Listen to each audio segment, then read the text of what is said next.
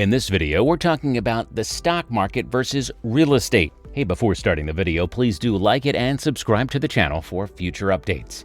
Here are some fundamental distinctions between investing in real estate and investing in stocks, but the success you have with either one is highly dependent on the timing of your investments. If you made an investment in beachfront property in California in the 1970s and sold it 20 years later, the return on your investment would have been significantly higher than the return you would have earned investing in shares of Microsoft, Apple, Amazon, or Walmart in their early stages of development. Virtually no real estate purchase could have matched the returns you would have earned if you had invested in Microsoft, Apple, Amazon, or Walmart in their early stages of development. When it comes to making decisions on investments, timing is tough to foresee. However, having a solid grasp of the various types of investments available is essential to picking the approach that will most effectively assist in the expansion of your wealth and the establishment of a stable financial future. Investing in real estate versus stocks. Cash flow. When you invest in real estate, you're essentially buying land or property to add to your portfolio. Some types of real estate may cause you to lose money every month that you keep it, such as a vacant piece of land that requires monthly payments for taxes and upkeep while you wait for a developer to purchase it. The income generated from rent received from real estate can be counted on to be consistent and reliable from one month to the next. Some types of real estate can be used to generate cash flow, such as an apartment building, rental houses, storage sheds, or a strip mall. In these types of properties, rent is collected from renters, and the difference between the two is considered the owner's profit. There is a significant difference between the cash flow that can be generated from investing in stocks and the cash flow that can be generated from renting out property that you own. The majority of money that you make from stocks comes from selling them after a period of time. Investors, on the other hand, have the opportunity to receive payment in the form of dividends while continuing to hold stock. You can reinvest your dividends. One, if you invest the money that a company sends you for owning its stock in the purchase of additional shares. You should, over the course of time, end up with a significantly larger shareholding, which entitles you to an increased amount of cash dividends from the company. It is simple for the price of a stock to go either too high or too low. Research the firm in its entirety before making an investment, paying particular attention to the proportion of the business's profits that are distributed in the forms of dividends. If a firm pays out more than 60% of its profits in the form of dividends, there's the possibility that it does not have sufficient cash flow to account for unforeseen shifts in the market. Investing in real estate versus stocks management costs. If you own real estate that is vacant for a period of time, you may incur monthly financial losses.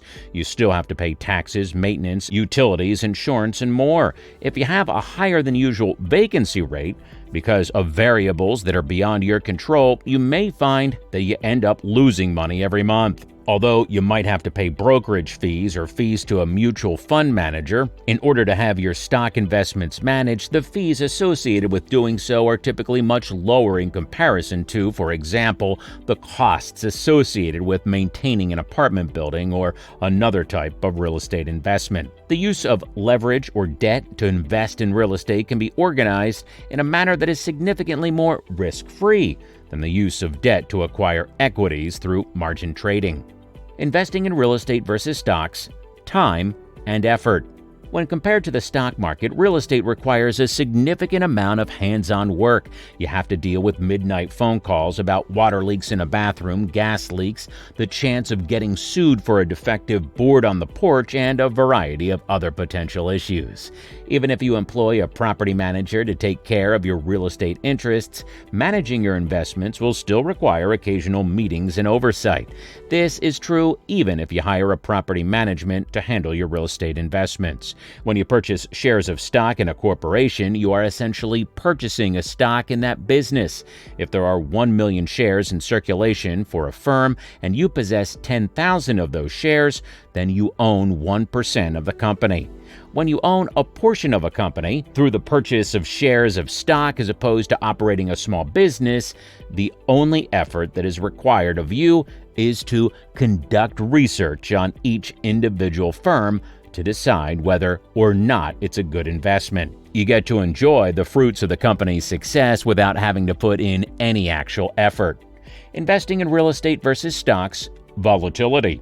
Historically speaking, investments in real estate have been recognized as a great inflation hedge that offers protection against a decline in the purchasing power of the currency. Even though the value of real estate in some locations can gradually decrease over the course of years or even decades, the majority of investors who recognize when this trend is beginning are still able to sell their holdings before they incur a loss. In the short run, there is a potential for the price of stocks to see significant swings. Your stock, which was worth $40, could fall to $10 or rise to $80. If you're an investor in a specific company because you understand the rationale of your investment, you shouldn't let that worry you in the least. You have the opportunity to either buy more shares if you believe that their current price is reasonable, or sell shares if you believe that the current price is unreasonable. And these highs and lows tend to be smoothed out if you stick onto well-valued companies for the long term and invest in them consistently. However, if you want to make a lot of money in a very short period of time, the volatility in stock value may work. Investing in real estate versus stocks. Liquidity. When discussing finances and investments, the term liquidity refers to the ease of which money can be extracted from an investment. Investing in stocks is a far more liquid strategy than investing in real estate. You are able to sell your entire position many times in a matter of seconds while the market is open for regular trading hours. Although it can take a few days for you to see the results of your investment, you are free to withdraw from your investment pretty much whenever you choose. Is it possible that it will take at least a month to sell a piece of real estate for cash if you are the owner of the property? It is possible that you will not find a buyer for that property you're selling for days, weeks, months, or even years, depending on the circumstances. Once you have found a buyer for your property, the transaction will go into escrow for another 30 days. During this time, the property will be subjected to various inspections, title searches, document signings, and bank fund transfers before the ownership of the property is transferred and you're given your money. Investing in real estate versus stocks. Diversification. Both real estate and stocks can provide long-term financial gain, and both come with risks. When choosing the right investment strategy for you, the best way to hedge against the risk while taking advantage of the potential gains is to diversify as much as you can.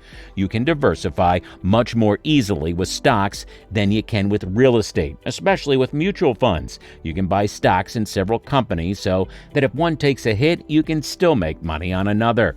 Mutual funds carefully choose stocks to ensure that the funds are properly diversified.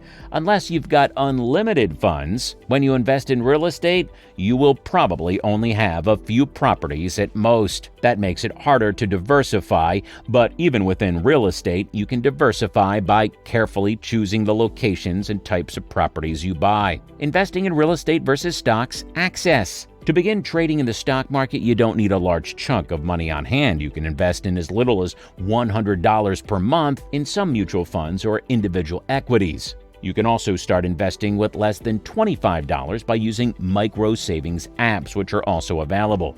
Real estate takes much more money in your initial investment, as well as the expenditures of maintenance and improvements. The surge in popularity of real estate investing trusts, REITs, is allowing more people to pool their money to purchase real estate.